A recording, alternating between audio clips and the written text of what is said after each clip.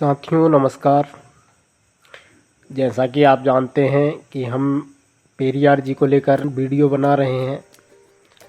तो जैसा कि हमने पहले 12 उनके सवालों के जवाब रखे और अब हम लेकर आए हैं उनके 13, 14 और 15 नंबर सवाल।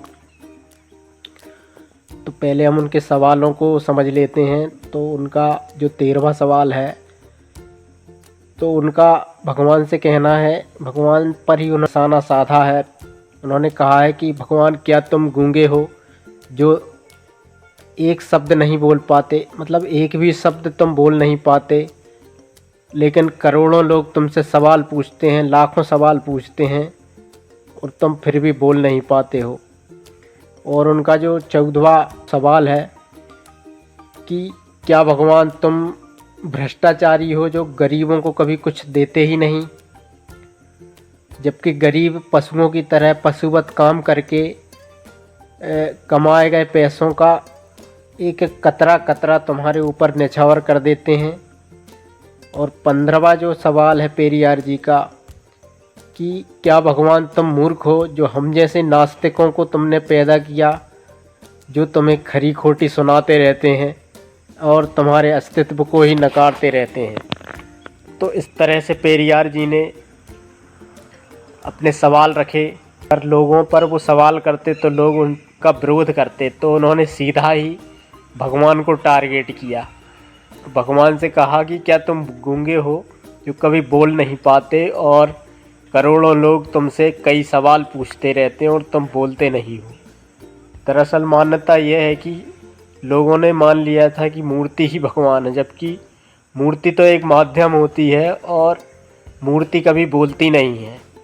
पेरियार जी ने सोचा कि भगवान बोलते नहीं होंगे, भगवान तो बोलते हैं और वो वेदों में उनका विधान है कि वो आकर मिलते हैं, अच्छी आत्माओं को आकर मिलते हैं।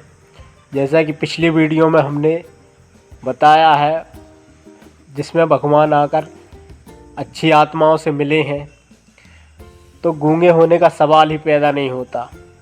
और रही बात करोड़ों सवाल की, तो इसमें कबीर साहब ने तत्व ज्ञान में कहा है कि 32 अरब ज्ञान हम भाखा, ज्ञान हमने गुप्त ही राखा।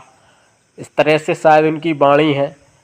तो जब परमात्मा संत के रूप में 32 अरब ज्ञान को बोल सकते हैं और उनमें 32 अरब ज्ञान में शायद ही है कि किसी का एक सवाल का जवाब भी छूट गया हो। जो लोग उनसे सवाल करते हैं और उनके जवाब भगवान ने शास्त्रों में दे रखे हैं, 32 अरब ज्ञान दिया है, तो शायद उनके उन सवालों के जवाब भी उसमें होंगे। तो ऐसे आप जिस तरह से लोग उनसे सवाल करते हैं उस तरह से नहीं मिलते। और उनका जो 14वां सवाल था कि भगवान क्या तुम भ्रष्टाचारी हो जो गरीबों को कुछ देते नहीं हो। भगवान ने विधान बना रखा है, वो हमेशा सबको समान दृष्टिभाव से रखते हैं, गरीब और अमीर का उनके अनुसार कोई भेदभाव नहीं होता। और रही बात भगवान के ऊपर न्यौछावर करने की, तो गरीबों को ये सोचना चाहिए कि भगवान कुछ मांगते ही नहीं, जो कि हमने पिछले वीडियो में बताया है कि भगवान को किसी धन या पैसे की या भोजन की आवश्यकता नहीं होती।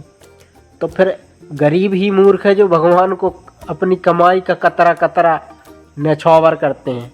भगवान को कतरा कतरा देने की ज़रूरत ही नहीं है अपने धन की। और 15वें सवाल की बात है, तो जिसमें पेरियार जी कहते हैं कि क्या भगवान तुम मूर्ख हो जो हम जैसे नास्तिकों को पैदा किया है। तो भगवान ने सबको पैदा किया है और बुद्धि दी है, विवेक दिया है, और उन्होंने शास्त्रों में अपना विधान बताया हुआ है, जो कि भगवान को पहचानने की बात है। अगर जो पहचान नहीं पा रहा है, यदि किसी को भगवान मिलते नहीं हैं, प्राप्त नहीं होते हैं, तो वो ये समझ लेते हैं भगवान की मार्ग को ना समझ कर कि हम जैसे नास्तिकों का भगवान बुरा क्यों नहीं करता। तो भगवान ये तुम्हारा सवाल है कि हम भगवान के अस्तित्व को नकारते हैं, तो भगवान हमारा कुछ बिगाड़ते क्यों नहीं। दरअसल कहानी ये है कि भगवान किसी का कुछ बिगाड़ते नहीं हैं, क्योंकि वो पिता है सबके। अगर कोई बेटा उन्हें मानता है या नहीं मानता है वो उसकी व्यक्तिगत बात है। भगवान न गूंगे हैं, न भ्रष्टाचारी हैं, और ना वो ऐसा नहीं है कि कोई उनके अस्तित्व को स्वीकार नहीं करता तो भगवान उसका बुरा करते हैं। समझने की ज़रूरत है। नमस्कार।